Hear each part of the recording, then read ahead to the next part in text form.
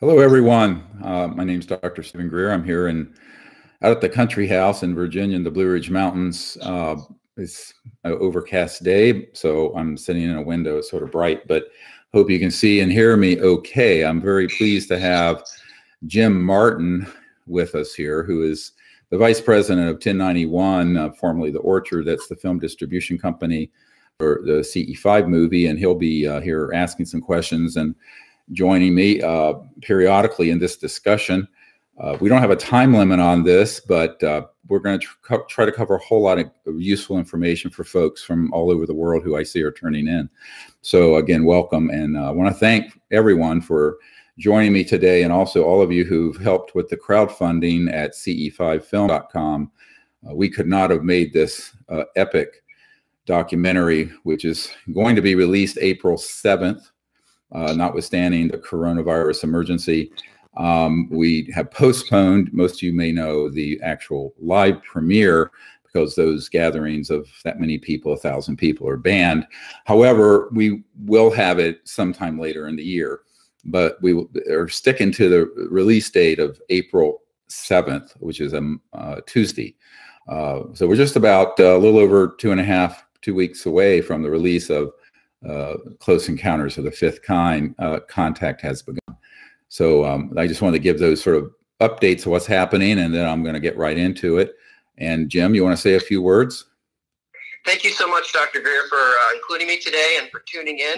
I know we're all very excited to hear your feedback and address the public's questions. There's been thousands of comments on social media. I just wanted to say a special thanks to everyone who submitted a comment or question to Dr. Greer during this historic time. So to start this off, let's talk about the coronavirus and the current state of events from your perspective. Okay, a little bit about my background. Everybody knows this. I'm an emergency doctor, ER, that we used to call them ERs. Now they're called emergency departments. At the old days, they were emergency room, but we actually had like 20 rooms. So then they started calling it EDs instead of ERs. But at any rate, I'm an emergency doctor. Used to be chairman of a very busy, big one. Have a lot of public health and frontline experience, obviously, from that. I probably have seen, I don't know, 60 to 80,000 patients in my career. So I want to make a few comments for the layperson about this coronavirus, or COVID-19 it's called. And that is that it belongs to a family of viruses that include the common cold, except this is not the common cold. It's different from the influenza, but it's 2 or 3 times more contagious than the flu. It's also probably upwards of 5 to 10 times, we're not sure yet, more fatal than the flu. Of course, most people don't die from the flu, but unless you're compromised, sick, have cardiac and respiratory problems and other problems, diabetes, weakened immune system, et cetera, and so on. Nevertheless, this has become a global pandemic, they're calling it, which means that it's everywhere all at once and highly contagious. So that's why we're all kind of on a lockdown basis around the world. It isn't that, and I think there's confusion on this. People being isolated from social gatherings, like our premiere being canceled, isn't ultimately necessarily going to stop how many people ultimately are exposed to the virus. They think 50 to 70% of all of us will get exposed to it. What they're trying to do, and there's a real confusion about this because it has not been explained, I think, that well. They're trying to make this a kind of a slow move through society, or slower than it might be, by people being socially separated, 6 feet or more, et cetera, because it's so contagious. And if so many people who are in the high risk category get sick very quickly, there is no way our hospitals and ERs and ICUs can handle that many people. And if those people can't get critical care, obviously they would most likely die. So this whole measure that's being taken, I know all of California is on lockdown now. Other states are, I know whole countries are, like Italy. That's being done by public health recommendations so that the spread of the virus is slower through society, say over the next year, year and a half, instead of all at once, very quickly, that would so overwhelm. Now, the question is, and I know there's a Harvard public health person who said this recently on the news, we may end up having an overwhelmed medical system and also have shut down the economy, which is the kind of the worst of both worlds, but we don't know yet. So I think they're trying to do this because, number one, we knew this virus was running amok in China in December. People I've spoken to who are PhD level biological researchers had it on their radar in December. They knew it was going to be a problem in the United States. We had cases in the United States already in January, including one fatality I know of from a scientist who had been in China that came home, died 3 days later at age 48 with 3 children. That was in January.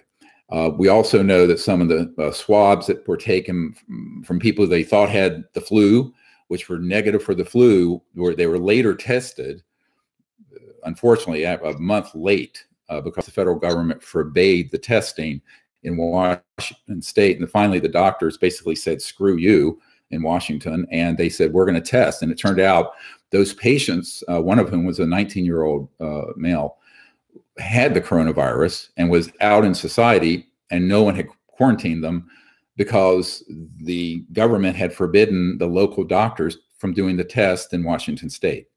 Now, that's all water under the bridge. I'm just trying to give you some background. The reason we're in this pickle is because actions that should have been stood up in the first half or 3 weeks of January were not. And what that means is we didn't know where this virus was. Governor of Ohio actually made a very interesting comment that his scientists in his state government were saying that if we've got a couple people loose in the community of this, within a couple weeks, there'll be 100,000 people who could potentially be exposed just in the state of Ohio. But what you have to remember when you look at the media is that we have no idea how many people have this virus. There are a lot of people. There's an NBA star that just came out last night, positive for the coronavirus, but is completely without any symptoms. He's a young 26-year-old male, very good shape physically, but you know, he'd been out in society doing things, but had no idea that he was contagious, which he was. So people who test positive but have no symptoms, if they're out and about in society, they seem and appear totally fine, but they are contagious, which means they could come in contact with someone who is, you know, an older person, or someone who is got other health problems, or just someone who doesn't deal well with respiratory problems, and that it could prove to make them extremely sick or even fatal. So that's why they're doing the social distancing, stay 6 feet apart, all of that, because we didn't do enough surveillance in January to know exactly where it was and contain limited areas. And now it's everywhere. It's in all 50 states. It's in most countries in the world. And the result is, here we are. So I wanted to give that as sort of some insight into how we got from December to now the 3rd week of March, and how we got to the point where we're all now under a lockdown situation in a lot of states and countries. Now, what we're going to do about it is, I think people need to understand a couple things. Just because your businesses are closed doesn't mean you're under house arrest. So one of my concerns, looking at this holistically, is people need to understand, you know, you should be able to go outside if you keep social distance and go for a walk, go for a run, you know, go biking, go hiking, be outdoors. The worst thing for people is to, you know, sit in front of the television, doing nothing but being filled with anxiety, and not eating well, not exercising, because guess what? That will really damage your immune system. And if your immune system is damaged, when you get this virus, you're going to be much sicker. So we need to take care of ourselves. And part of taking care of ourselves, I'm going to go into a lot of this. One thing that's very obvious, but I'm going to go into it. I don't mean to sound preachy like doctors get to be, But for God's sakes, if you're a smoker, stop it. Use a patch, do anything. 1 or 2 puffs on a cigarette literally paralyzes and alters the little fine cilia and epithelial cells in your airway and lungs so that it can't clear viruses and can't clear bacteria as well. So smoking is something you do not want to be doing when you could be at risk for this virus, number 1. Number 2, eat well and take extra vitamin C and zinc together. There are some formulations together for that. Vitamin D is helpful. And of course, sunlight. There's all this phobia about sunlight, but sunlight has UV radiation, which actually denatures and kills viruses. So it's very nice to be in UV. And actually, there are UV radiation things that you can put over things to sanitize them. A lot of people don't know that, but ultraviolet electromagnetic radiation does denature, what we call it. It kills the virus, basically. So that's something to remember. The other thing that works, not that I'm suggesting people become boozers, but alcohol works really well. Alcohol is the active ingredient, actually in most hand sanitizers. So it can be rubbing alcohol or it can be booze alcohol if people have made a run on it because people are acting, irrationally and hoarding. I had to laugh at the jerk who bought up 17,700 bottles of hand sanitizer and was gouging the public for them on Amazon, and Amazon banned him from selling them. And there's a picture of him standing in front of his whole garage stacked with all this stuff he can't sell. Well, karma's a bitch, isn't it? Huh? But anyway, you can create a sanitization if you need to from alcohol. Of any type, whether it's the drinking kind or the rubbing kind, but don't drink the rubbing kind. There are different kinds of alcohol. But ethanol, which is in the booze, if it's like strong booze, it's going to have an antiviral effect. Now, I doubt you're going to want to take a $100 bottle of scotch to sanitize things, but there are inexpensive sources of that same kind of alcohol. The other thing that isn't 100%, but is actually pretty effective is pure lemon juice. Lemon juice is very sanitizing, and it actually does kill viruses. So that's another thing with all the panic and run on commercially formulated products like Purell and others. There are workarounds that are very practical. I'm trying to provide to people just from a scientific point of view, and so I hope that helps. The other thing I think is, and this has been bugging me as I've gone about having to do a few things out in society, is that you'll see with the thing about gloves, okay, the virus doesn't go through your skin, all right? You know what I'm saying? It's not going to go through your hand. It's that if you get it on your hand and you touch your nose or your mouth or whatever, the problem is if you have gloves on doing something and it's not going to go through your skin, but it can be on the glove. And then if it's on your glove and you touch your face and your mouth and your eyes and your nose, you can infect yourself.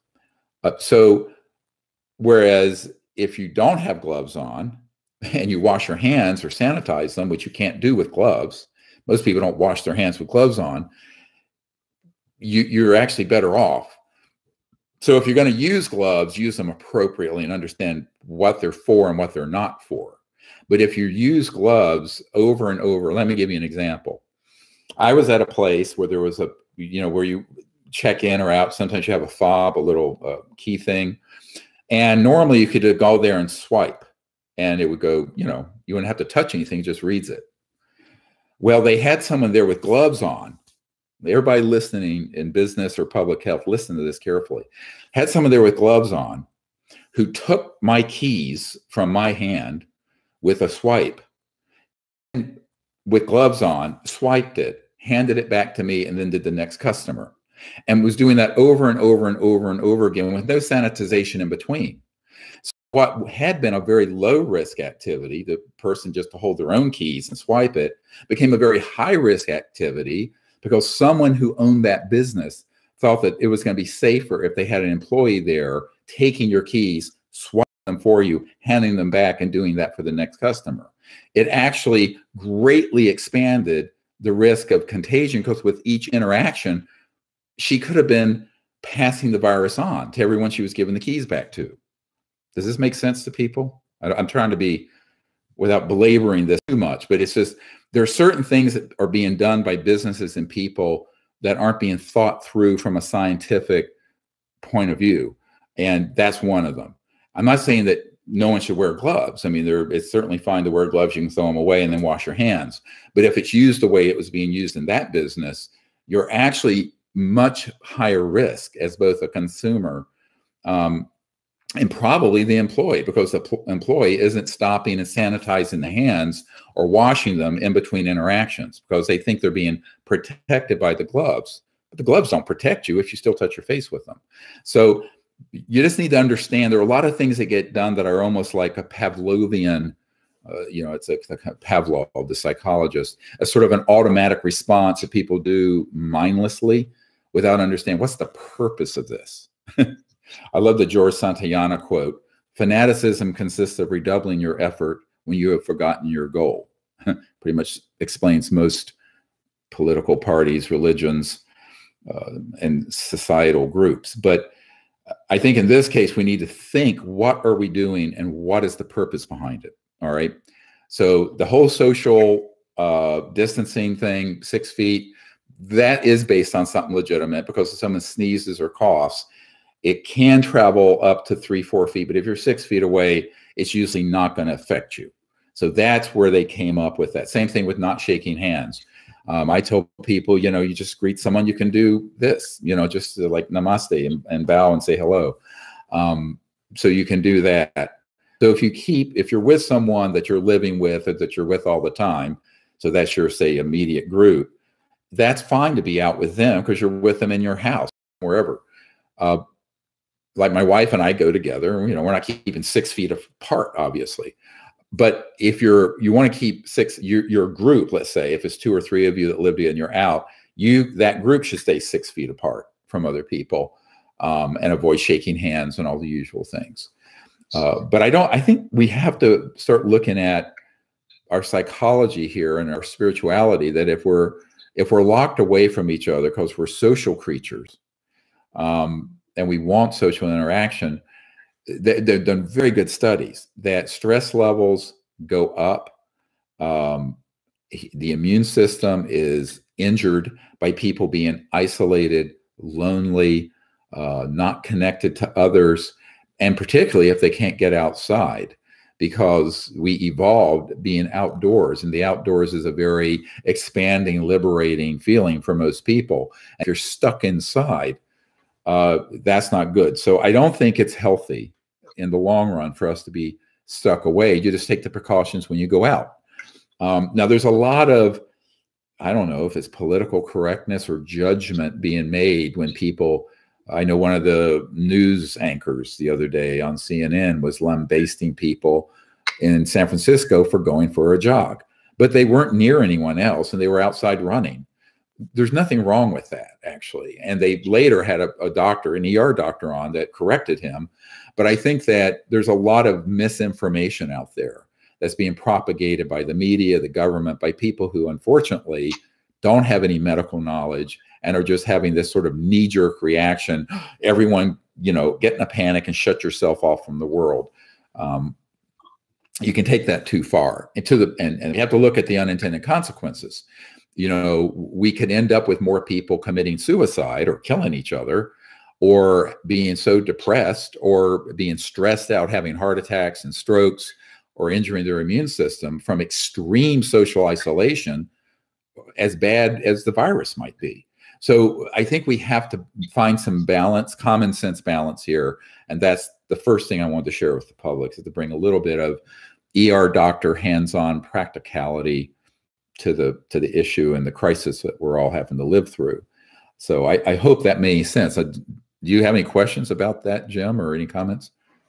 Yeah, thank you, Dr. Greer. I really appreciate that opening there. I think what we're all really wondering is, what do you think, how long will this last? Do you think we'll be out of this thing in April 19th, or do you think this could go on for a bit longer? I'm sure it's going to go on for a bit longer. I mean, most experts believe this will be in the community for a year, year and a half. If you look at other pandemics, there's an initial wave. If we do the social isolation, say for a month or two, I think it's probably going to be more like 2 months. Then if people get out and about, then it'll begin to spread again. There'll be a second wave. Now, in the pandemic of 1918, the Spanish flu, as it was called, it was the second wave that killed the most people, tens of millions of people. So I think that we have to be aware of that. Obviously, the whole world can't stop forever. And most likely, the numbers of people who are ultimately going to be exposed to this are probably get the same whether we shut down our society or not. The difference, as I mentioned, is how many immediate deaths there would be, because there are so many people getting sick so quickly who are high risk and get in trouble for their breathing, that they have to be in an ICU or on a ventilator or something. And I used to have to do this all the time in the emergency department, is emergently put people on ventilators. Luckily, I was never in a situation where we didn't have enough of them.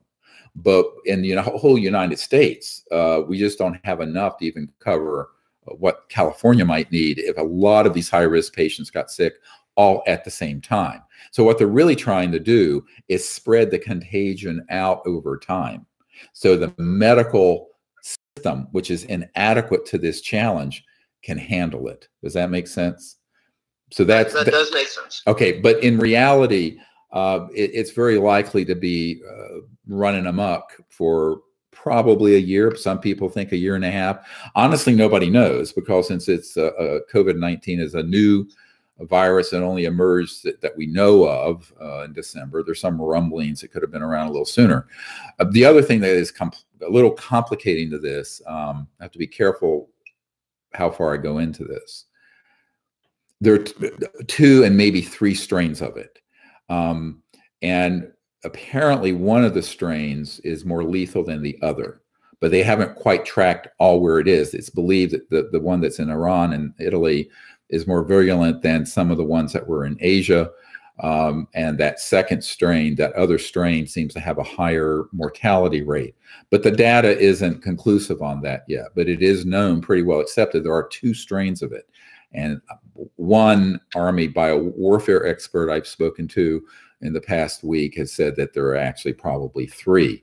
Hopefully not. But that's the other problem, is that, the more strains there are, they may have different characteristics, but because it is so contagious, it's more contagious than the flu, the normal flu, but has all these really severe complications for certain groups of people, that I think that we're likely to have various aspects of this pandemic running through society in different places. And there could be more than one peak of it. There may be more than one strain. These are all unknown at this point. It's emerging and beginning to be looked at, but that's the other problem. We really haven't done the surveillance. Let me be blunt. In January, we should have stood up 100 to 200 million test kits so that you could be tested and know if you have had it, if you're a carrier, but no symptoms because you're still very contagious. We don't. And so whatever numbers you're seeing are really just numbers based on the testing that's been done, but only an infinitesimal fraction of the population has been tested.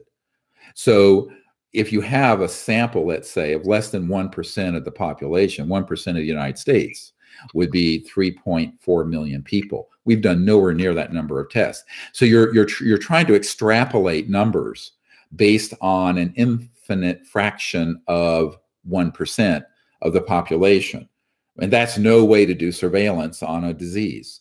A lot of people are now looking back, like that case in Washington State, where there were these people who had what they thought was the flu. The test for influenza was negative. They later tested it, overriding the federal government, and found it was COVID-19.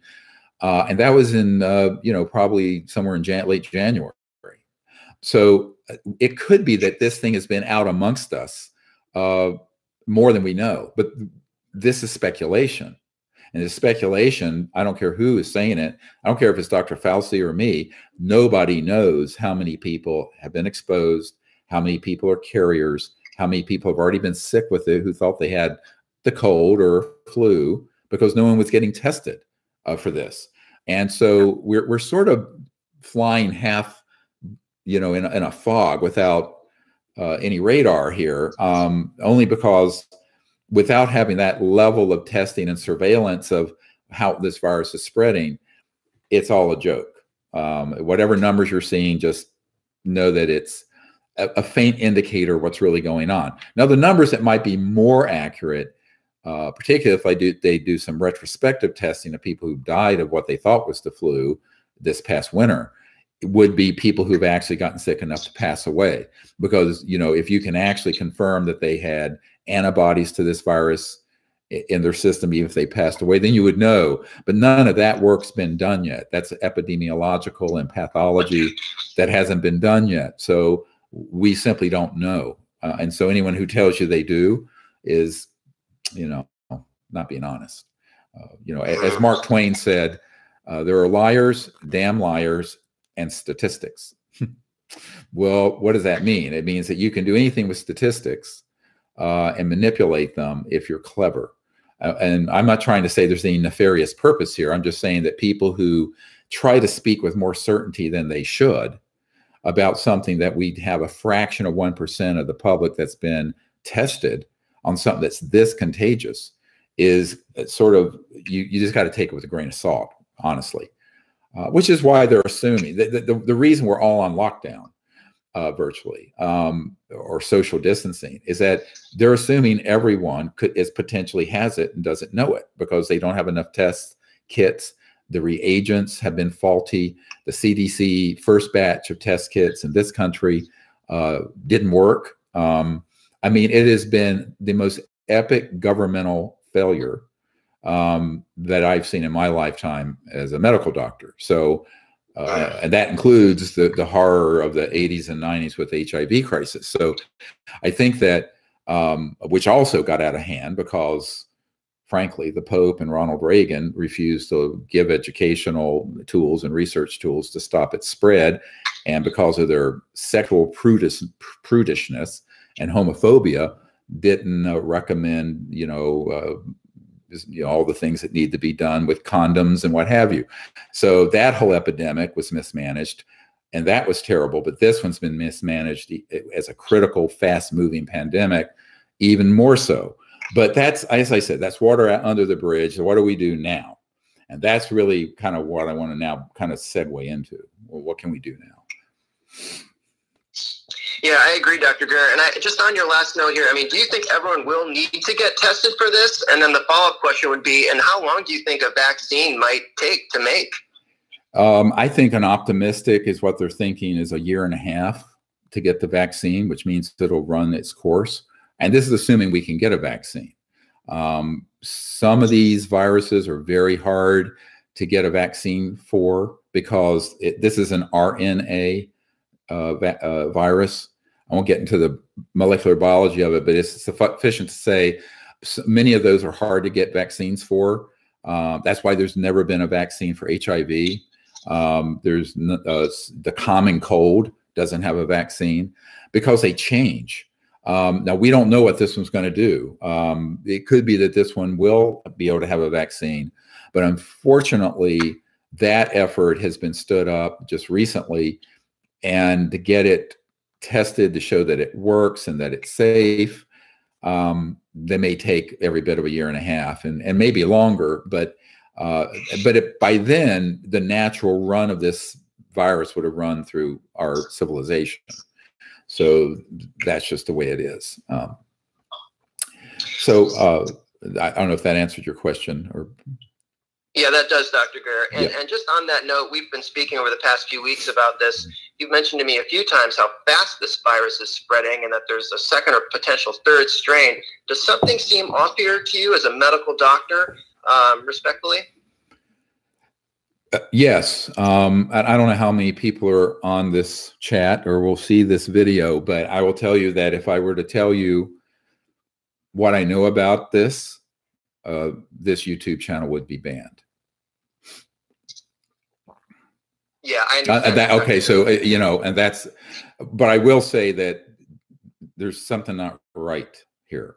But obviously, given my work with the Disclosure Project, I've been banned from the mainstream media. If we have all our social media outlets ban us, then we're in a box. So I'm everyone listening, I don't want to be alarmist, but I'm just going to tell you that there's a great deal more known about this. And I think that that's kind of water under the bridge, i.e., where did this come from? How did it emerge? Et cetera, and so on. We have to deal with the hand we've been dealt, and it's out in the community now. The consequences of it are going to be devastating from a public health point of view, but I think from a societal point of view, with the numbers of people who are laid off, they're talking about unemployment possibly going up above what it was in the Great Depression, and I think that's a possibility. And this is a real concern, is that the response to this and the virus itself may have a more devastating effect socially and civilizationally, and how we live and our livelihoods and what have you, than the virus itself. But that's where we are. And I don't control the edicts from the federal or state governments. I'm here to tell you as a doctor what the reality of this virus is and how you can respond to it, but also to respond to it in a way that keeps yourself not panicked at all and in a positive state of mind and connected to other people to the extent you can safely, so that you stay strong and you stay healthy and your immune system is enhanced. And as I said, exercise is key to that. Good diet is key to that. Avoiding, you know, bad drug use and smoking cigarettes in particular. I think the deadliest drug there is out there by far is cigarettes. You know, I mean, 50,000 people die of overdoses of other drugs in this country every year, but we lose about 500,000 people from cigarette smoking every year in this country. In the United States, around the world, China, it's even worse, because China is now the worst users of, most abundant users of cigarettes, because we got everyone in the world addicted. American tobacco companies got everyone addicted to the damn stuff, horrible stuff. So be very careful about that.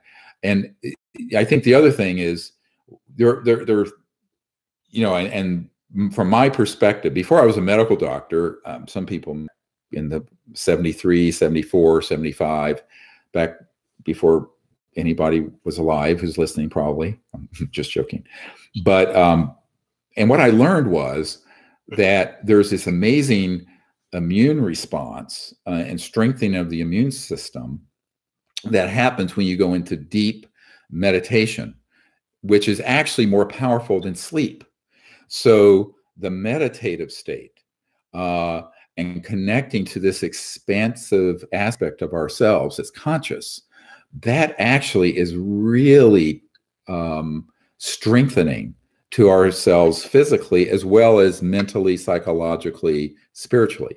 So the meditative faculty, the ability to sit and be quiet and meditate and go into a deep state of relaxation and connect to that aspect of awareness that is beyond your individuality, that is, which is actually infinite. That's what samadhi is when you have a very deep meditation, but even some sense of that where you become calm and centered and feel relaxed and expanded, that is like a super boost to your immune system. And it also creates field coherence with the people we're with, but all over the world. And, you know, this is one of the things that everybody will see on April 7th, when Close Encounters of the Fifth Kind comes out.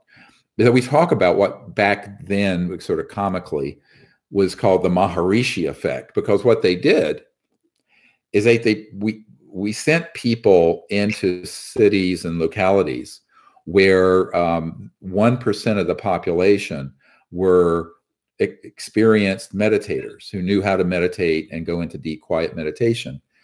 And when they did that, let's say the city had, 200,000 people. So that means you'd have 2,000 meditators in the city synced up meditating, deep meditations and prolonged. What they found was that hospital admissions went down, violence went down, shootings, crimes of all kinds went down. There was a field coherence that went out through that whole city, even though the other 99% of the city didn't know those people were in the city. They didn't even know they were there. So it wasn't because there was social media saying, oh, there are all these people meditating, isn't that cool? No, they were not there. This was back before there was social media. And these studies have been done in other settings and proven that there is this beautiful field coherence where things become aligned and coherent, very positive, when more than one person, groups of people, meditate together in a certain number. And it turns out the threshold number for that seemed to be very effective was about 1%. It's not like a polling booth.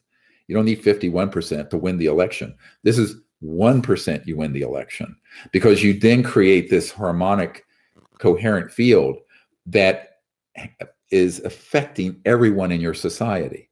Now, how does that happen? Why? One of the things we address in this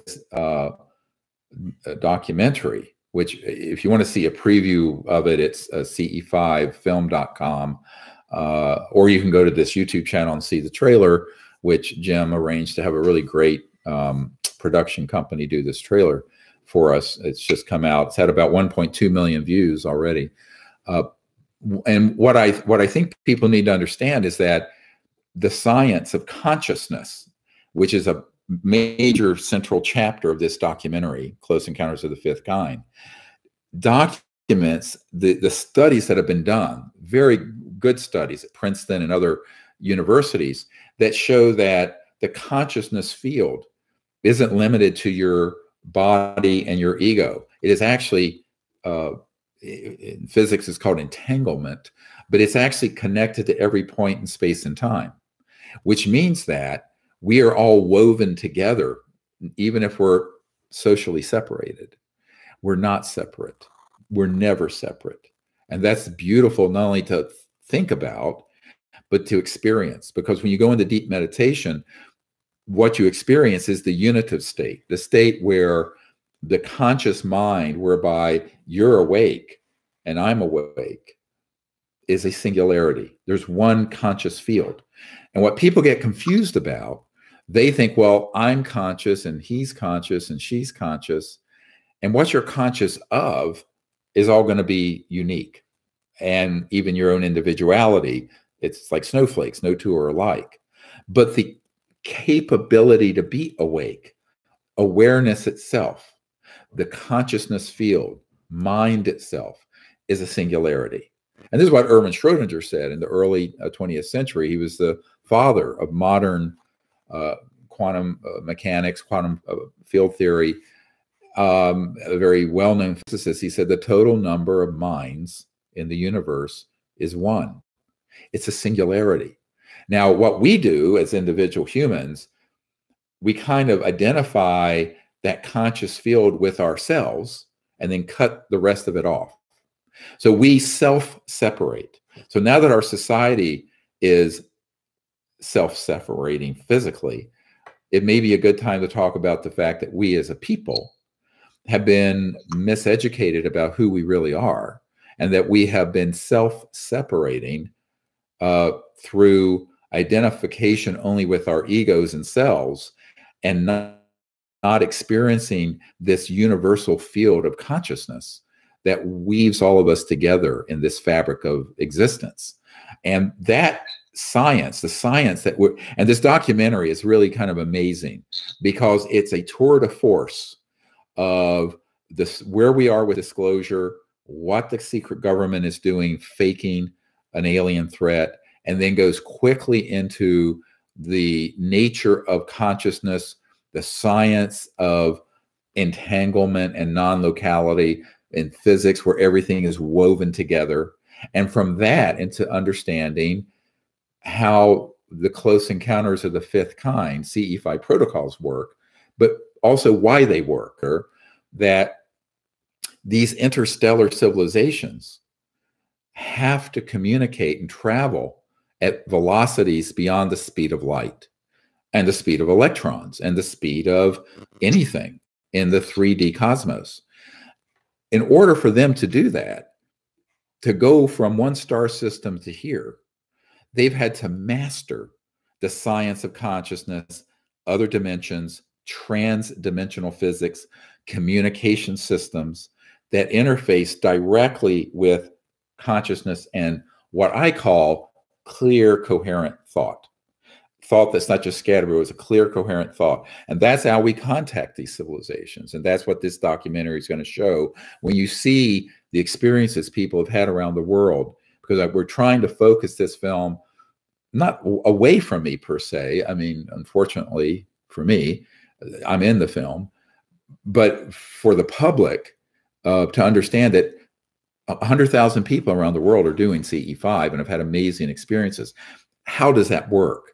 And what this film shows through the scientific studies that have been done is it's because the consciousness field is actually the baseline field of existence, of awareness that is woven into every point in space, time, matter, star, photon. Even photons react to your thought of them. And that's been done in scientific studies published in physics journals.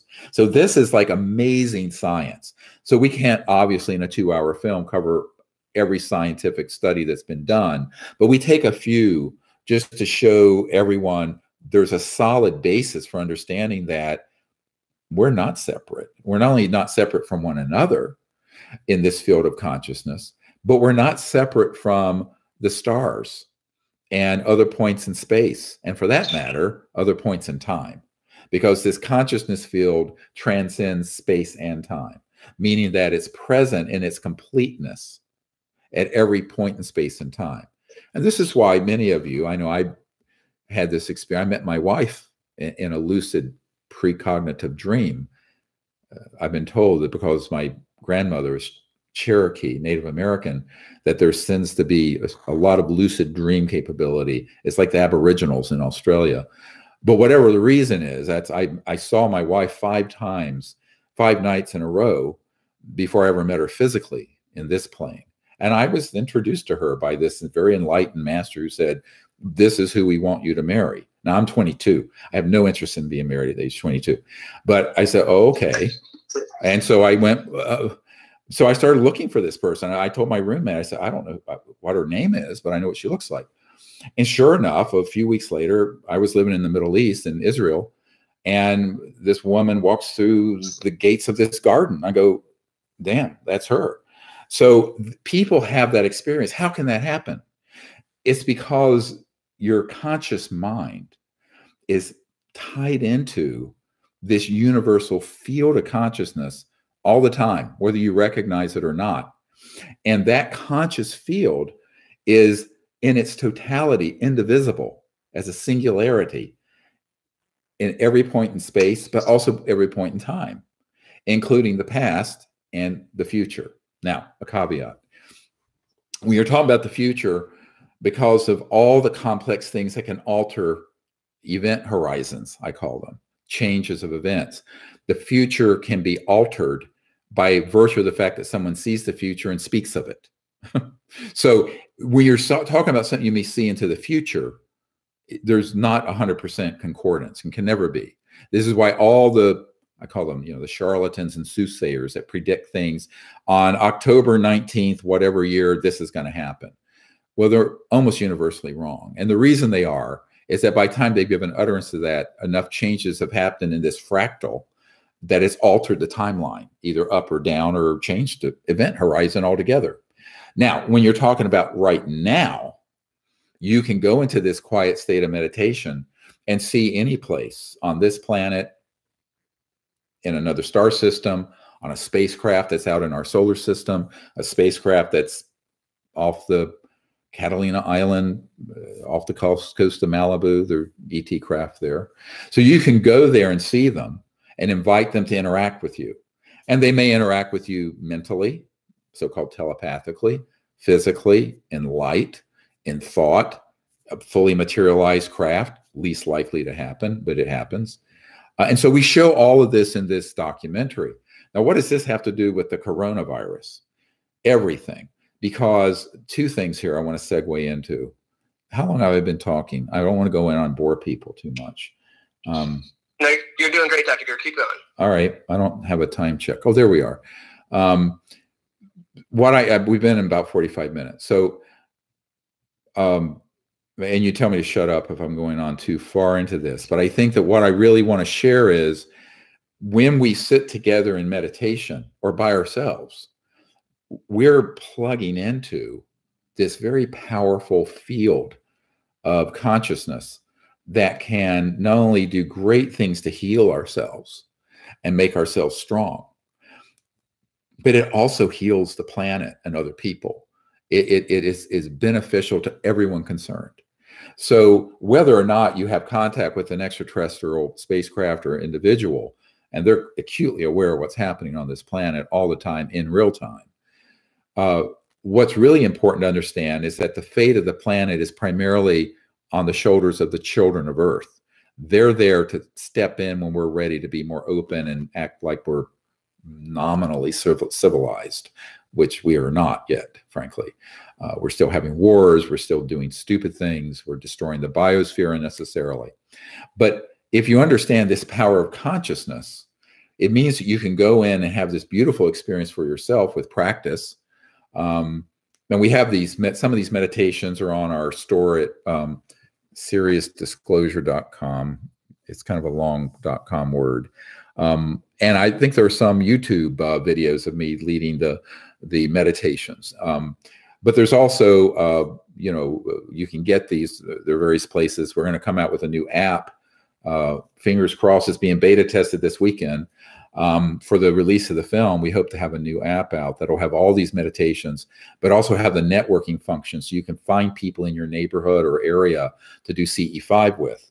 Because there is a power to doing meditations together. Now, where we're socially distancing, we may be limited in the size of the group, and it may just be the people you're already hanging out with because it's your own little group.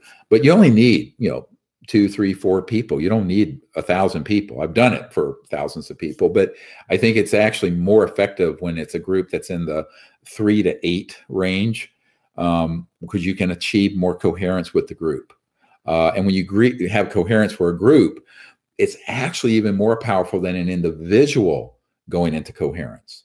So that's why they found, getting back to my earlier discussion, when there was this 1% effect, there was a sort of a critical mass that happens when about 1% of a population of people enter into this coherent field state of consciousness. It tends to change everything.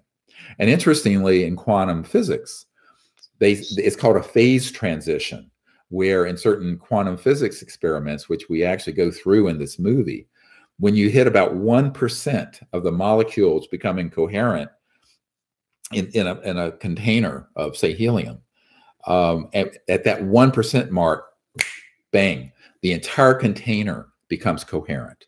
And it takes on a total different phase transition, where it's extremely different and coherent, orderly, and peaceful from what it had been before, which was very chaotic.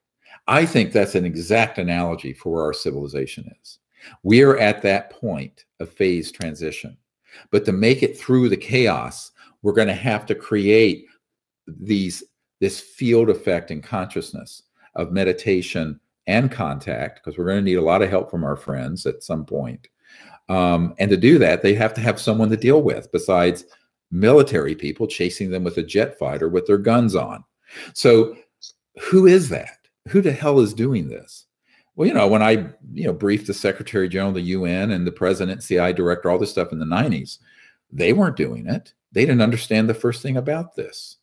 The covert programs involved with this only want to do this in the sense of materialistic, getting stronger technologies to create better weapons and to control the population with. But the ETs are waiting for something else. They're waiting for you out there, us, all of us together. And that's what I was shown. And when I was 18, I think most of you know that I died when I was 17. 6 months later, when I was 18, I was up in the mountains of North Carolina, very similar to where I am here, and meditated. I went into a deep meditative state up at the top of this mountain and had a contact with the ETs for several hours on board a ship, where I was teaching them this meditation approach and how humans experience meditation. And I was this young man. I was 18, had just turned 18 in June. This was in October 1973. And what I was told and shown is that this is exactly how civilizations evolve together and become both enlightened individuals, but from that, an enlightened civilization.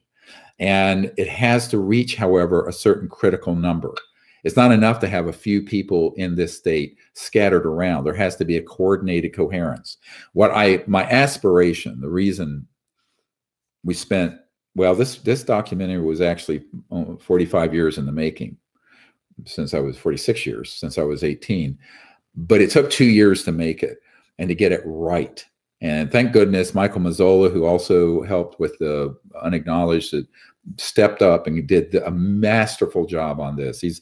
Michael Mazzola is really a genius of editing, weaving the story together. Now, we collaborated very, very closely, but he's just an amazing creative filmmaker genius, really. And I think that when you see this documentary, it is, I think, an order of magnitude more impactful than Unacknowledged, which, as you all know, has gone viral on black sites. Has had something like 600 million people see it. What I want this to do is to create a coherent field effect with 1% of the population, which on Earth is about 80 million people, which sounds like a lot, but it really isn't. It's 1 in 100 people who would get this message, do the meditation, and open themselves up in a positive way to contact with these civilizations for the creation of a whole new civilization here. So we have to do the work here. Everyone says, why don't they just land? Why don't they just show themselves? It's the wrong approach. They are not going to just sort of invade into the planet. Now, they're around, and there are certain things that they're keeping track of. But what they're really waiting for, which they hoped would happen in the 50s, but Eisenhower was betrayed by Forward, is why the ET told Colonel Corso when he said, "What's in it for me?" And the ET said, "A new world if you can take it." Now, that was in 1956. I was 1 year old, and now we're in 2020. So, we've lost 60 some years at least of when we could have had a peaceful civilization with contact, open contact, with various civilizations out there that are the lead ambassador civilizations. So let me explain what I mean by that. There are different civilizations. Some have more scientific purposes. Some are doing monitoring. Some are security concerns because of our going into space with weapons and having nuclear weapons, and others that are even worse that I've been briefed on. But there's a core of them that are specifically ambassadors to emerging civilizations, such as ours, and we're emerging as a civilization. Those beings eagerly want to have someone to interface with, but within the right context. I mean, if you want to go out there and you're just curious and go, yeah, let's open a keg of Bud Light and have a party, and they'll do circles in the sky for us to entertain us. They're not interested in someone that stupid, frankly. They're interested in people who are going to do this, and sorry for being so blunt. They're interested in people who are going to do this because they sincerely, in their heart of hearts, understand we're at a time where we need to become a universal civilization, not just an earthbound. And, the whole thing of world unity and world peace, that would have been awesome in the League of Nations in the early 1900s. We have to now go from where we are now to a universally peaceful civilization on Earth and in space quickly. And so that's why I left my medical career. I knew for a fact that we were in an emergency situation that has been devolving out of control for decades. And now here we sit with this strange COVID-19 virus, the origins of which I will not speak about on this platform. However, I will say that we can overcome it, because there's no point panicking in fear, because the power of consciousness in the mind and people working collectively is much more powerful than a virus, and much more powerful than any weapon that any people have ever created, and that we can transform the human future, but also kind of save ourselves by being connected to each other in this beautiful meditative state. Depending on how long this, I don't know if people would want to do this, but we could do this on YouTube periodically, where we could do a global guided meditation, at some point, where it would be very powerful to do it. I think after the film comes out and we have this new app and people can get trained and practice, there is something to practicing meditation. It takes some time to get your vibe going with it, but it's not difficult. When I was 17, I had this stupid thing I did. Teenage boys will be boys. Anyway, I had injured my left leg and bicycled 200 miles in one day, and it got horribly infected. And then I bicycled back 200 miles and got so sick that I had renal and liver failure and 106-degree temperature and coded and died. And I was living alone. I had my own apartment in high school, and I had to support myself, high school, college, med school. And so I didn't have a doctor, because I was very poor and couldn't afford a doctor, because in this country, Europeans listening are horrified, but we don't have any health care for everybody. And so I was so poor. I worked washing dishes at a Red Lobster restaurant, washing pans, actually. And so, you're making $1.60 an hour or something. You're not can afford going to a doctor or a hospital. So I just got sicker and sicker and died. Luckily, I came back. But in that experience, even though I was raised very atheist, we didn't believe in anything, I had this experience of the universal mind, that it turned out that the consciousness that was at the center of my existence as an individual being was the same as that unbounded being, the infinite unbounded being. And it was such a beautiful experience. I mean, that's why I tell people, the process of dying, you don't want to be miserable, but death itself is beautiful. And you don't need to be afraid of death. But this is not to say you're going to, go and jump off the bridge, but it's just that you have to have a big vision that everything in this dimension is not all that there is, far from it. But what that taught me was that I was never separate. I just never realized it. I never experienced it. And so after that experience, I said, well, gosh, I really want to find out how to connect to that state again. So I heard about a meditation course and took it and began to be a meditator. And a year later, I went off to become a teacher of meditation and learned the Sanskrit and the Vedas, and went all over the world setting up meditation centers. Actually, Louise Hay was one of my students at MIU, Maharishi International University, back in the day. But what I found was we had this ability to connect to that aspect all the time, but it took a little bit of discipline. You have to sit quietly, clear all the nonsense going on around you. It's nice to have a place where you do this on a regular basis in your house, because it creates I hate to use the word power spot, but it creates a Akashic record. It creates an energy there that stays in the fabric of space-time, even when you're not there. So when you have the same place and you meditate in that place, it does create your own little power spot that, for reasons we don't have time to go into. And do that on a regular basis, 2-3 times a day, whenever. And what we're going to have is the ability for people to do this, and then I can guide people through it And you can do breathing exercises as well before or after you do the meditation, say with a mantra or a little prayer, or whatever you like using. I teach people a mantra meditation that's Vedic, Sanskrit, but you can do it other ways. I'm not at all bombastic about you've only got to do it one way. If it works for you, do it. But the key thing is understanding, what are you doing?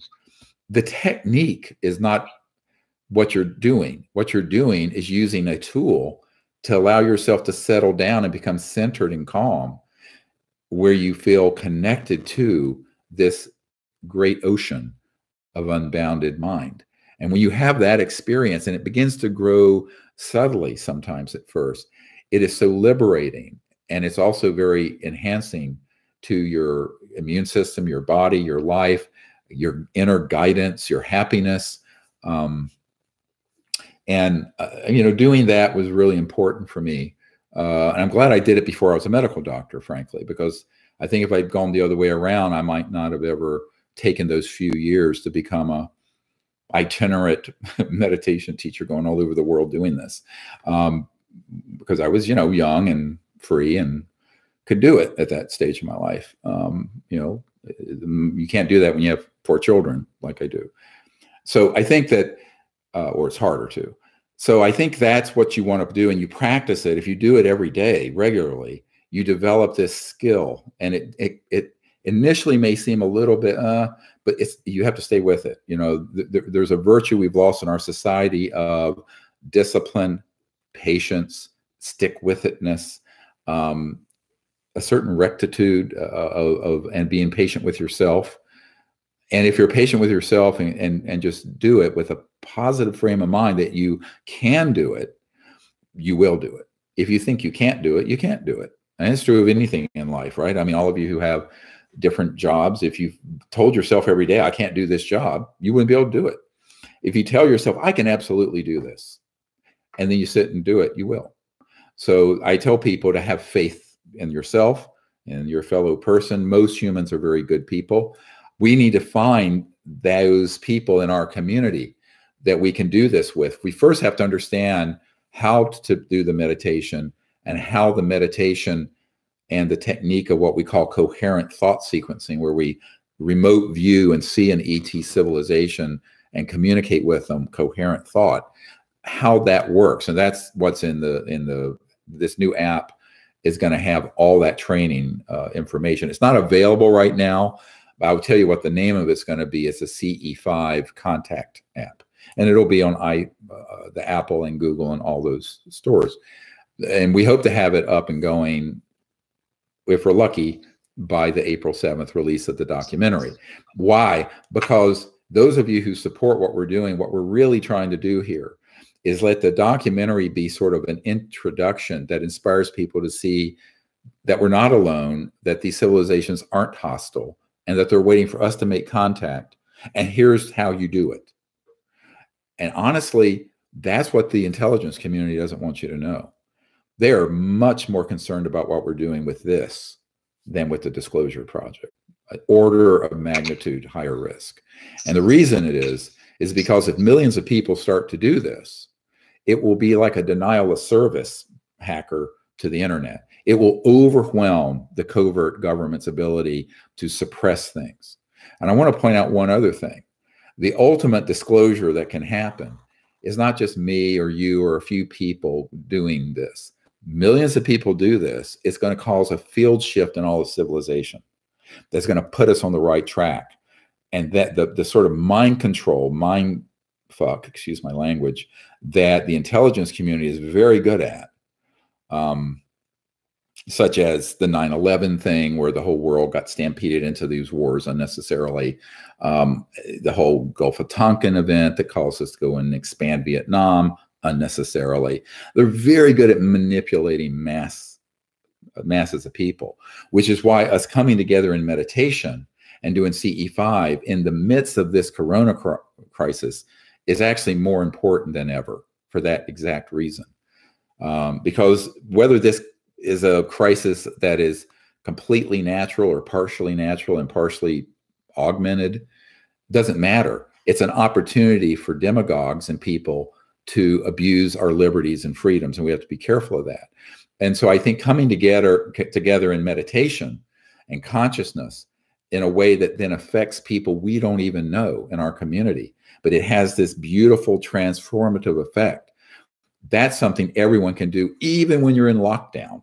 And in fact, I mean, if you kept social, you could have 4 or 5 people with you who are keeping 6 feet away that could sit outside and meditate. And you don't have to hug and shake hands. You can do a namaste or something like that to greet and sit around and do this. You know, people can do this in small groups or just with the people they live with. I know that, Jim, you've had amazing CE5 right there in the greater LA area.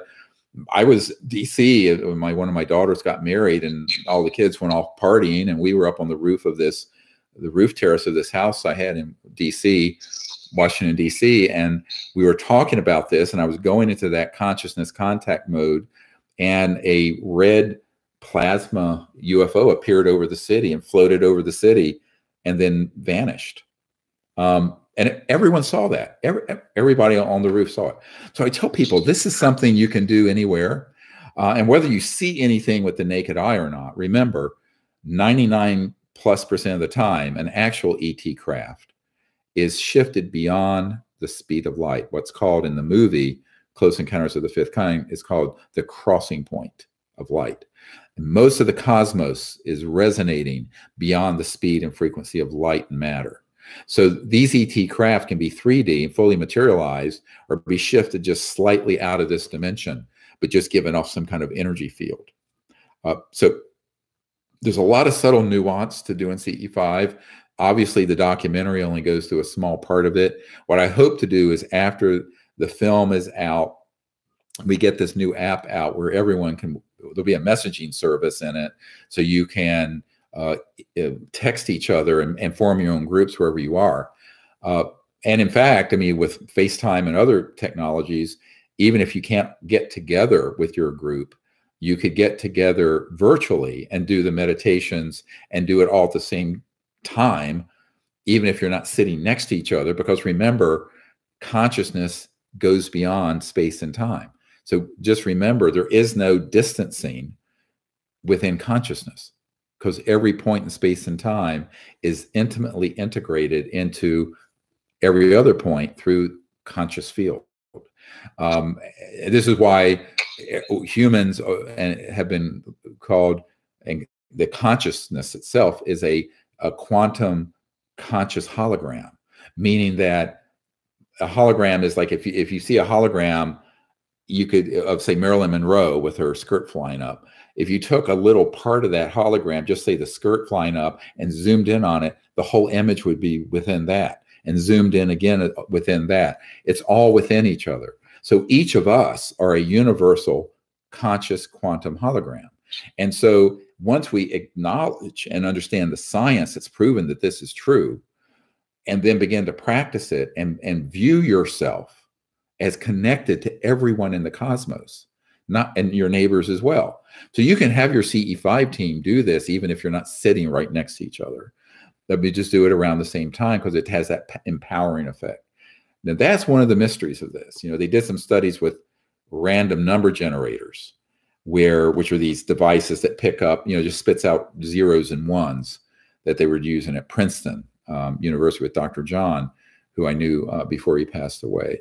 And what they found is that if one person is wanting to say that the random number generator put out more zeros than ones, and it shifts and it has that effect.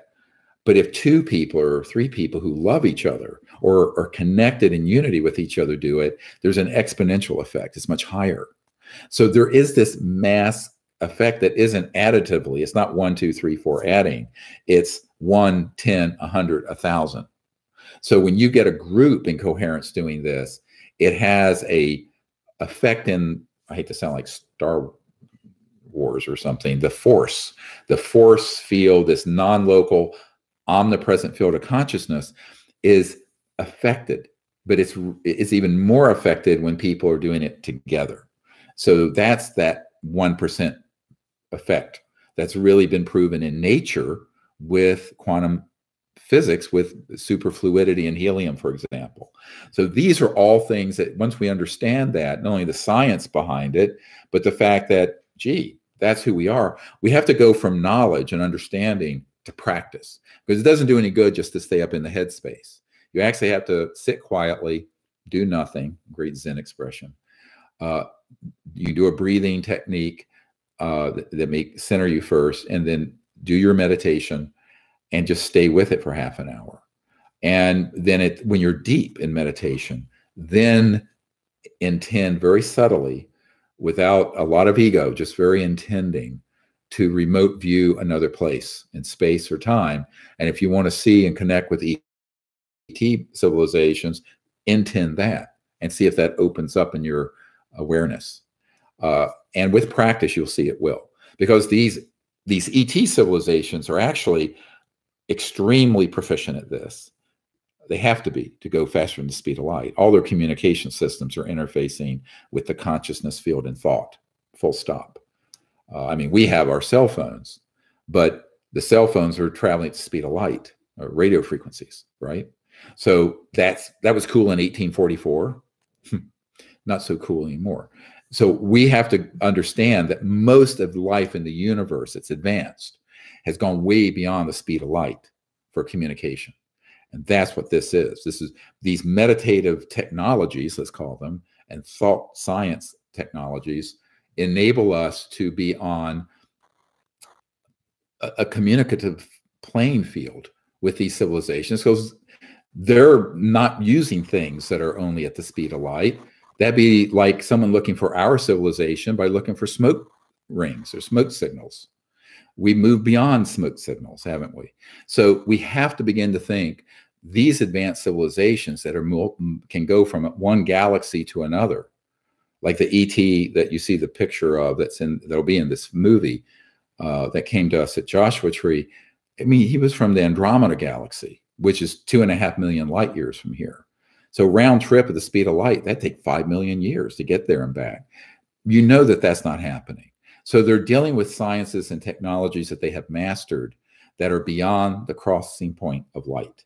But when you go beyond the crossing point of light, you're in the realm of thought stuff and what the mystics call the astral cosmos, or maybe your body of light when you have a flying dream and your body flies out, or a near-death experience. There are all these other dimensions, but these civilizations are extremely proficient in that. And if they weren't, they'd still be stuck in their home solar system, period. So once we understand this and get it and begin to practice it, we realize, oh, well, how lucky the great being has folded within you and me and every other sentient being the faculty to be aware of awareness, expand that sense, make contact. And so we're already loaded to go. You don't need anything else. You just need to understand that you can do it and a few instructions of how to do it, and then you're good. You're good to go. And this is the key message, is that, you know, I kind of keep myself away from organizations, and anyone who knows me well knows that I don't like being in the public eye, but I got to be to do what I'm doing. But my objective is that everyone listening would have the ability to do this as proficiently as I ever have if I were to drop dead tonight. Not that I'm planning to, but I'm just saying that my whole objective in all of this with the movie and the app and everything we're doing is to empower everyone else to understand that they can do this. You make it your own. You know, I give sort of what I understand has worked, but I'm not, you know, I don't get upset if people adapt it for their own personality or culture or whatever it is. If it works, go for it. Because everyone can do this. You know, we had a man from, I know someone is here from Croatia who wrote into, and it wasn't this person, but it was some other person. It was a truck driver. And he wrote in and he said, oh my God, you know, I was using the old app that we still have. And I was doing the meditation. I was in my truck at a pullover up in the mountains in a remote area. And he was doing this, and an ET craft materialized to his left, came down and floated right over the front of his truck And they contacted him mentally and said, yeah, we hear you. And he was so astonished that that would happen because he was a novice. He was just using the tape, but it works. So these civilizations are really waiting for people who are innocent, pure-hearted. They're not doing this to get rich or to discover something they can aggrandize.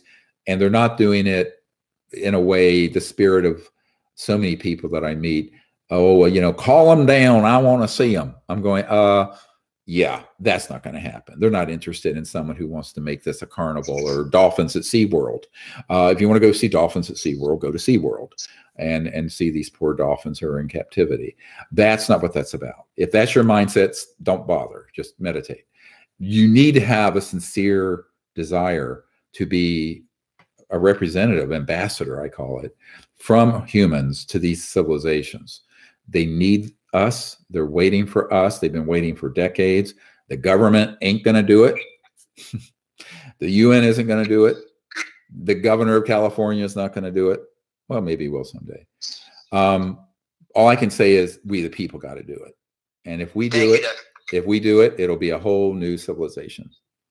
So we have thank you for that message. We have a lot of questions from fans, and I want to make sure we get them in because a lot of people are anxious to hear your take on what's going on with current events. So let's jump into a couple questions if you don't mind. Yep. First, this one is from Lloyd Mack 2020, and this says, Dr. Greer, with your inside knowledge and experience as a doctor, do you feel the numbers match up to the response and precautions, media coverage, and so on, or do you feel this could be part of something larger, possibly a hidden agenda? Well, as I said earlier, the numbers aren't going to match up because we're not doing enough testing to know what the numbers are. I mean, right? We don't know what the numbers are. Number one. Number two, are there other agendas that could piggyback on this to see what they can get away with? Well, usually. I mean, sociopaths and power-hungry psychopaths seldom pass up an opportunity to enhance their position. I mean, look at what happened. Let's take an analogy. After 9/11, there was this thing called the Patriot Act pushed through. No one in Congress read it. Everyone was in such a panic. They took leave of their senses and opened up the whole national security surveillance state so that there were warrantless searches, eavesdropping on everywhere, et cetera, and so on. You know, so I think that what people have to understand is I don't think there's any great conspiracy that's new here, that anything that happens like this can be exploited by demagogues and people who have hidden agendas. And I have no doubt at all that there's a component of that. Now, that doesn't change what we're going to do. I mean, muckraking about these sort of people, which is all very therapeutic sometimes, to sort of, you know, because I get quite irritated. No one's been in the crossfire as much as I have on this. But at a certain point, you have to say, well, what are we going to do about it? Does it change what we're going to do, that knowledge? Not really. We should be doing, here's what I tell people. All this madness, we need to be just above the chaos and form teams of deep coherence, not only for ourselves and our own benefit, but for those around us, because it'll benefit people, as I said, through this 1% effect that don't even know we're doing it.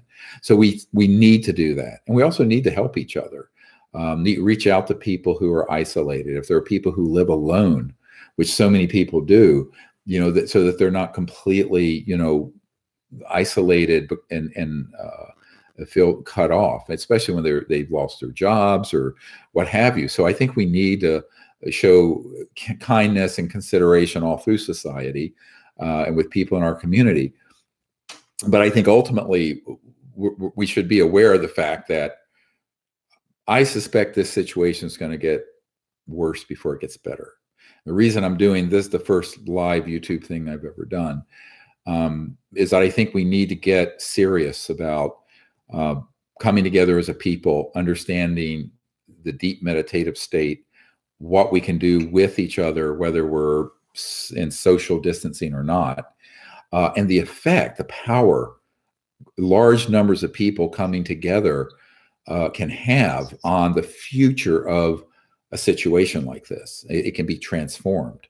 So I think this is why we need to look at this with a big measure of hope.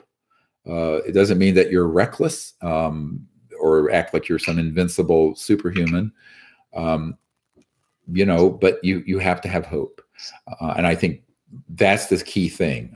But yes, I think that it's almost certain that this situation, if it hasn't been, which it probably has, will be attempted to be utilized and benefit by people who always benefit. For example, most people don't know this. Those of you who like to do what I call legalized gambling, it's called Wall Street. It's you know, it's just a giant casino, isn't it? But those of you who like to do that, that's fine. You know, it's a free world. I would always point out that when the market goes up and it's slow and it comes up and but the people who make the big money is what they're called market makers. And when the economy is collapsing, they're shorting the market. They have puts, they have futures, they have all this stuff that are betting it's going to go down, and they almost always know before it is. And they make much more money in a collapsing market than they do when it's going up slowly. Now that's very cynical, but it's the facts. So are people going to benefit from financial collapse by all of us being out of work and not being able to do what we're normally doing? Yeah, sure, they have. I'm sure they've made trillions. So, but that's the nature of the beast of sociopaths, which is unfortunately most people who are the big money. And I don't mean the 1%. I mean the 0.0001% people at the top of the trough, the pig trough of the Goldman Sachs of the world and the JP Morgan Chase folks, and people in the deep inside who have information, who always tend to make a lot of money. And if they bet wrong, they got the federal government of the United States, at least in this country, who will inject a few $1 trillion to bail them out. Well, you know, the last Great Recession, the Federal Reserve, most people didn't know this, it was 16 or 17 trillion dollars they injected into the banks around the world to prop them up. It didn't benefit everyone losing their homes and being thrown out on the street particularly, but the banks after that had the biggest record profits in the history of the banking industry. So yes, I think to answer this gentleman's question, there are people with agendas or people who will benefit from anything like this. We just have to accept that there's a certain segment of human population that are unfortunately rather sociopathic. It doesn't mean that we have to change or be, you know, fatalistic, that we can't do anything. On the contrary, I say that that situation has only been able to grow and grow because those of us who should be coherent and doing things together haven't. We keep running around in fear and separation instead of coming together. And we come together, it will completely change that dynamic for everyone. Thanks, Dr. Greer. That was a great response. I want to go through a couple more questions with you. Sure. This one is from David Diamore, and he says, why are extraterrestrials not helping us with this pandemic? They certainly must have much more advanced medicine and technology than we have. Well, you know, this gets into the whole question of what happens when extremely advanced civilizations are observing an emerging civilization such as ours, and do they intervene in every crisis on that planet? And the answer is they really don't. And the reason they don't is that because then it would look like in 2 seconds, the TTSA, the CIA, and all those folks that are out there in the, what I call it, the fake disclosure efforts, they're going to make hay of it and say, see, we told you so. They're invading us. They're in a lose-lose situation. If the ETs were to intervene too directly in any crisis, that's why they didn't stop Hiroshima and Nagasaki from happening, which incinerated hundreds of thousands of people in an instant.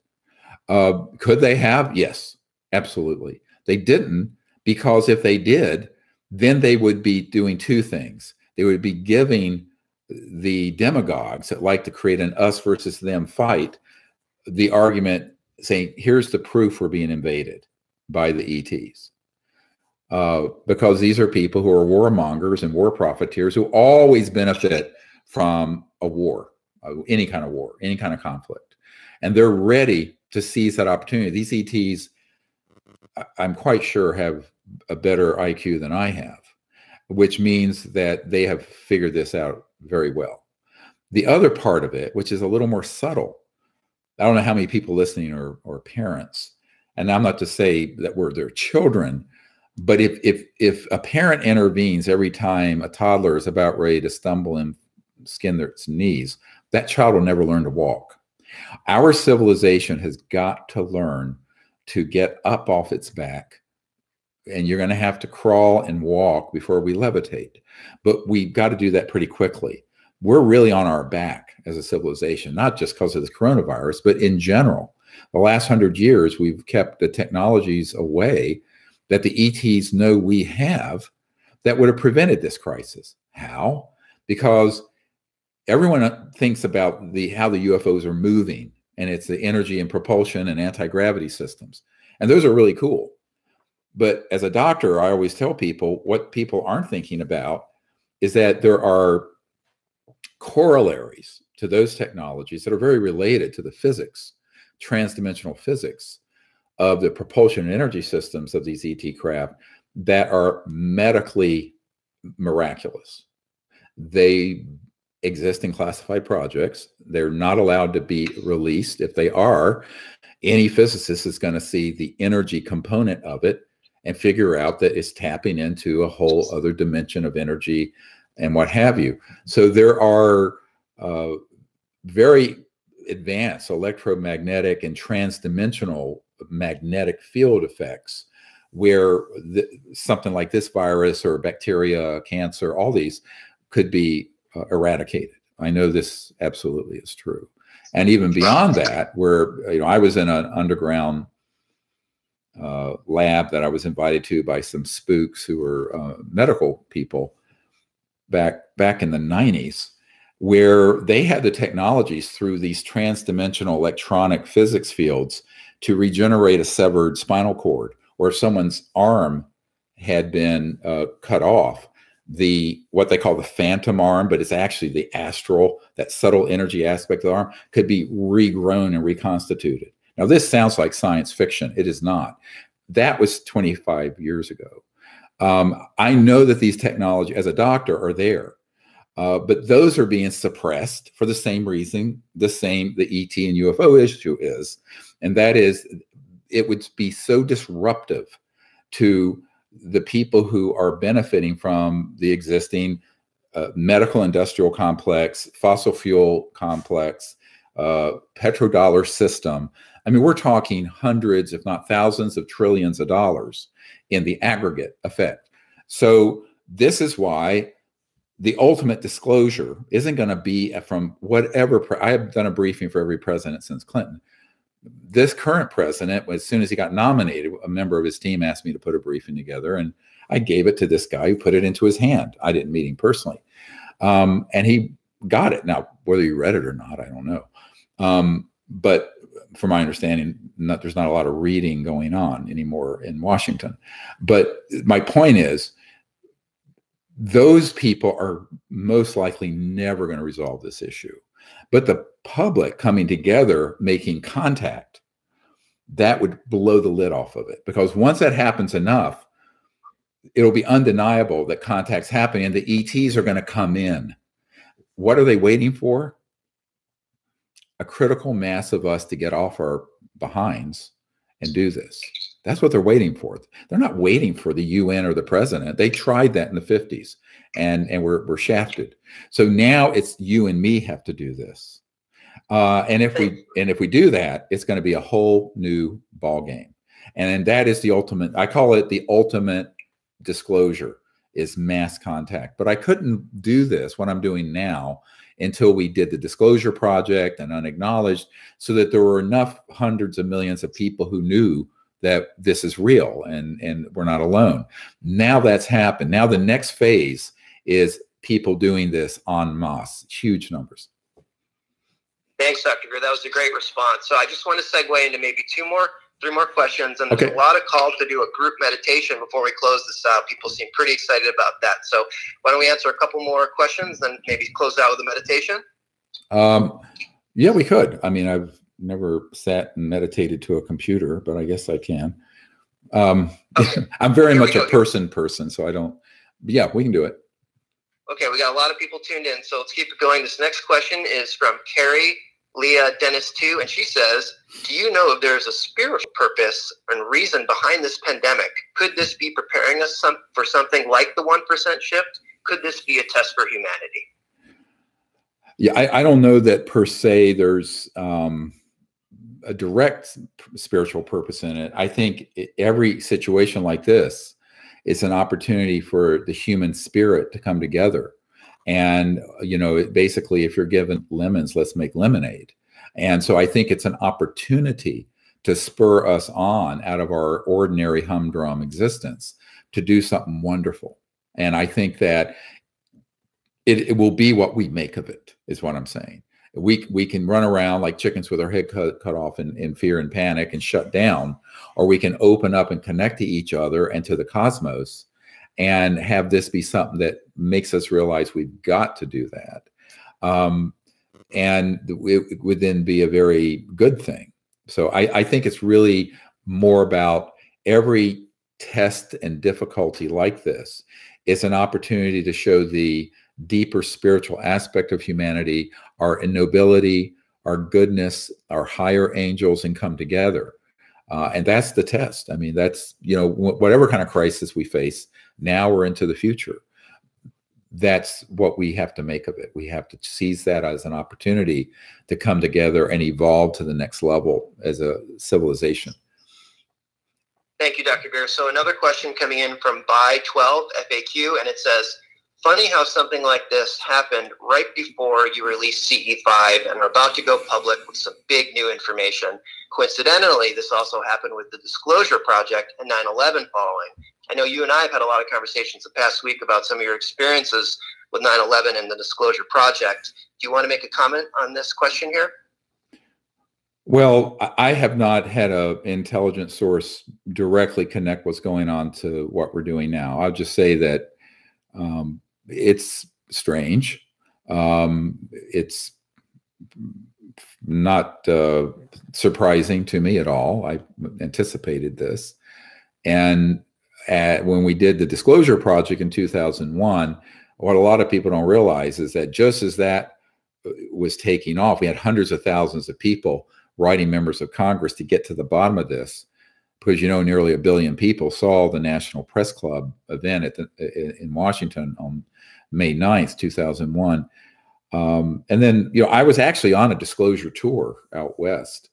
I was in Vancouver and gave a talk at Simon Fraser University, and then went down that night, drove across the Canadian-US border and went to Seattle, where on 9/11, I was scheduled to do a presentation to the Seattle area medical society doctors that evening. And I woke up and on 9/11 because I was 3 hours behind the East Coast, and I usually go to bed at 3 or 4 a.m. and get up around noon. I'm a night owl. And I went, oh my God, this is a science fiction movie that they're showing on CNN. And then I realized it was real. And subsequently found out that, you know, what had actually happened. But that night, you know, they called me and said, do you want to do this? I said, yeah, let's do it. I can't go anywhere near all the planes were grounded. So we continued to do exactly what we had mapped out to get the word out for disclosure. And the very day that we had scheduled to go back east after that Northwestern trip and a series of presentations, that was the first day SeaTac, Seattle Airport, was open. And I ended up getting on the first flight I could have taken was the flight we'd always scheduled. And the whole thing was seamless. It's like there was a hidden hand that protected it with all the chaos going on 9/11. I think this is going to be the same thing, but even more. So I just go forward knowing that there's an unseen force that helps and protects. And there's a wonderful Sanskrit saying, the means collect around sattva. Now, sattva is the pure creative force. So if you're doing something with a pure intent and for a higher purpose, the means to do it and the protection for it naturally collect around it by the universe. And I know that's true. So I tell people, stay in that space and you'll be protected and things will be moved along as they should be. And that's what I found. Later, of course, as you know, Jim, I shared with you that there was a senior member of he was the highest ranking scientist at the Naval Research Labs, which is the largest Department of Defense labs. And it's there in Washington, D.C. And I've been there, and this man had been on my team for many years. He routinely briefed senior intelligence and political figures, including, at that time, the vice president, who was a man named Dick Cheney. And he actually had seen the plans for 9/11 prior to 9/11. But he was told that if he spoke of it, he and his wife and children and grandchildren would all be at some point eliminated. So he never spoke of it publicly. He spoke of it to me. Now he's since passed away, unfortunately, from cancer. So, you know, I will speak of it now. But that's, again, you know, water under the bridge. But it is very worrisome that that happened and the timing of it was suspect. But it didn't change what we were going to ultimately do.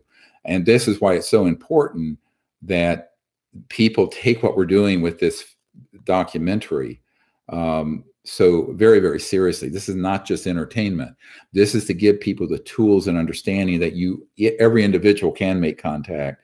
Here's how the results of it. And then the app that's going to come out, it's going to teach you how to do it, but also connect with people in your area. Or if you're traveling, once we can travel again, you'll be able to connect to people anywhere in the world who are doing CE5. It'll be really exciting. It's how we're going to build this global community of both meditation and universal peace and contact. Oh, I love that, Dr. Greer. So we have two more questions just to wrap up here. This one is from June Magano, and she says, what is the best thing we can do to help ourselves right now? And how long do you think it will be with us globally? How long do you think it will take to return to normal living again? To answer the last part, I'm not sure that anything's going to be quite normal as, you know, before. This may be a civilizational change. We'll see. I certainly think we are in for some rough stuff for several months or a year, only because I think this pandemic's going to take that long to run its course. And we're probably going to, unless we're very lucky and in the summer it dies down and doesn't reemerge, but we don't know that yet. We don't know how this is going to behave. You can't predict that this will do that just because other coronaviruses have. So the fact is it could be a pretty rough period for a year or more. What my larger concern is that the virus may run its course, but the havoc it will play in society in terms of the economy and unemployment and people really being distressed will be longer lasting, frankly, than the virus. And so what I'm hoping is that people will be able to get back to normal in a few months. But I think if we do, people should be prepared in every way, everything I mean by that, for real preparation, that there could be a second wave that could even be more virulent than this first one. So, you know, you hope for the best and you plan for the worst is what all emergency doctors do. And so that's just sort of my motto. You hope for the best and you plan for the worst. So that would be, you know, my perspective on it. What was the first part of the question? Thank you, Dr. Greer. Yeah, I think you'd answer that. Okay. She really wanted to know what is the best thing we can do to help ourselves right Oh, well, now. there's no question that what that is. That's, you know, that's being, you know, reasonably prudent, but then take care of yourself.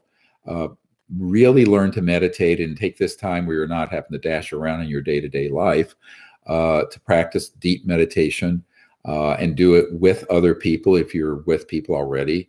Or you can do it in a way that's with social distancing with people, whether it's electronically or, you know, people that, you know, or that, you know, in your area where you keep a social distance and can sit together in quiet meditation and do this. You can do it anywhere. You can do it in your living room if the weather's bad. You can do it in your backyard. You can do it anywhere. And to the extent that, I mean, they haven't restricted you getting in your car and going out to a state park or what have you to hike. You could go out to some beautiful areas, so long as you're keeping social distancing. And there's no risk to you or anyone else if you're out in the middle of the wilderness or the countryside, sitting together with the people you normally live with or are close friends with that you're seeing anyway, and meditating.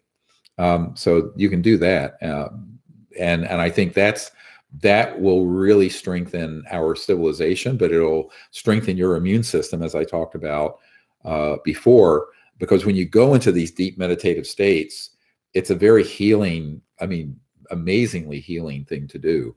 But it also strengthens your whole mind-body complex so that you are more resistant to diseases. But if you get the virus, maybe the effect would be much, much less. So, and you can do that also if somebody does get sick, is to help them meditate, but also do meditation and prayer for them. There are very powerful studies that have been done. They're summarized well in Dr. Larry Dossey's book, Recovering the Soul, where he talks about how even at 1,000 miles away, a group of people praying for someone who's sick or injured has an amazing effect that they've been able to document. Because again, consciousness isn't bound or separated by linear space. And once you understand this concept, you go, wow, yeah, you're as close as your conscious mind and thought wants it to be. And you can have a great effect for people, whether they're in the room with you or on the other side of the planet.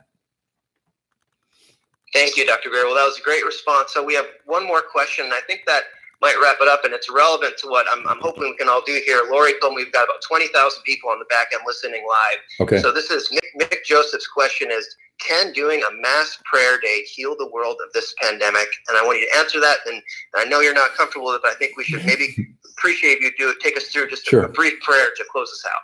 Sure, I will. I can't state that it would stop or cure the epidemic. I can say that humanity and everyone doing it would be greatly helped by doing a mass global meditation and prayer. And it wouldn't hurt to ask for a little help from our friends that are interstellar in ways that they feel would be safe to do, and that wouldn't get them into any further defamation, which is, of course, the whole media and UFO subculture and government are all about defaming aliens, because that's the whole zeitgeist of the next war they want. They want an interplanetary war, period. So I think that there are ways we can do this, and I think it would be very, very beneficial. It'd be great to see, what would happen if you had 80 million people doing this all at once. Would suddenly we have a totally different turnaround in how this thing evolves? We might, because even viruses are actually resonating in and out of space-time from a pluripotent field of consciousness. So it's never been done. It'd be interesting to see what would happen if we did it. But, if we organized it, I don't know that we get 80 million people, but maybe we could get 1 million. It'd be really amazing to see. Absolutely. Well, I think that concludes our questions, Dr. Greer. If you want to take us into this group prayer, I think we'd all really appreciate that. Yes. Okay. So why don't we all just, if you're not driving or bicycling or walking, close your eyes. And we'll just sit quietly for a moment.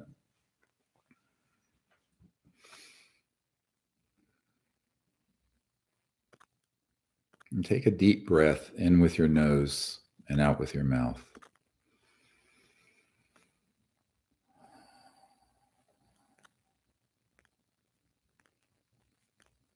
A very deep breath in with your nose, out with your mouth. Deep.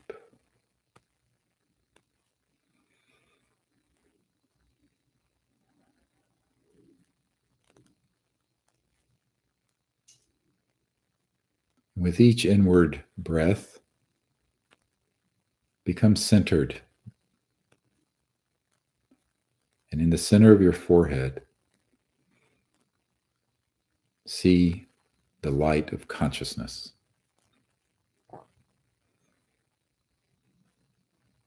Be aware that you are awake. And with each exhalation, become very relaxed and calm. And your whole body and mind together are centered.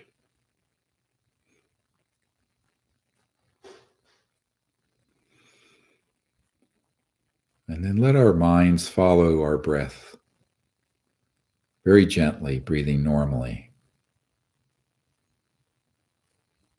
And just gently become aware of the conscious mind watching the breath. You are awake. And become aware that that awareness is watching all things. And your breath changes, and your thoughts, and yourself, and the world around you. But the light of consciousness is changeless. It is infinite. It is one.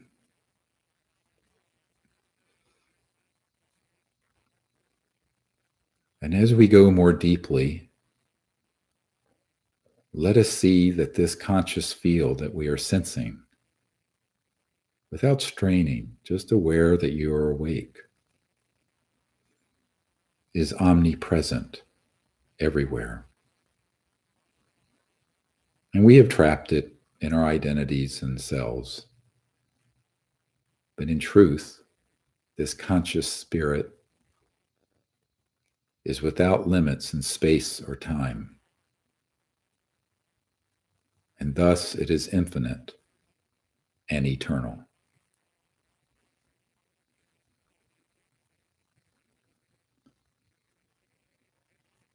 And now being subtly aware of this consciousness, we see it as this vast, infinite ocean. And that ourselves, each of us, are like ripples and waves moving on the surface of this infinite ocean of light, consciousness. And now we can see, as we settle into the deeper aspects of this ocean, that the entirety of creation is emanating from the pure field of just conscious being. And that conscious being is us. We are all one in this spirit. And going now more deeply and relaxed from the calmness of the depths of the infinite ocean of life and consciousness, we behold the beautiful earth, a blue planet spinning in the vastness of space. And the planet itself is a pure conscious field. And she is awake, and she is an organic living being. And we are all her children, sitting upon her. And so we turn to the Great Spirit and to the Mother Earth and Father Sky and ask that the earth be healed and humanity be healed. And that whatever afflicts humanity dissolves and goes away like a snowflake in the sun. And we are left with a pure and perfect world where we all live together as one people, one universe, in peace on earth and peace with all the civilizations who are waiting for us to welcome them here. And as we gaze upon the earth from this beautiful deep place in consciousness,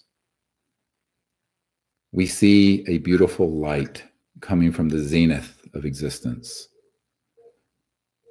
and from the depths of deep space, enveloping the world in light and enlightenment in peace, and in healing. And we ask that the Great Spirit heal all those who are afflicted and guide each of us onto the path of safety in the days ahead. Namaste.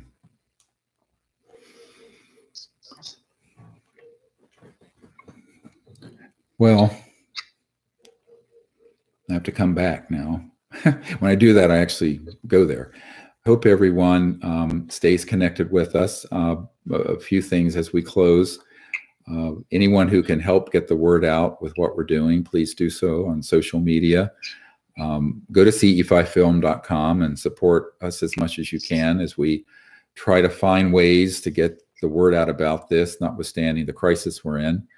And I want to thank everyone, Jim, you, and Lori and Michael Moriarty, who are hosting this and helping us, and all the folks who've contributed to get us this far. And let's stay connected together, and I hope we can do this again soon. So stay well, everyone. Stay safe and stay connected with each other, knowing that we are all one being. Thank you. Thank you.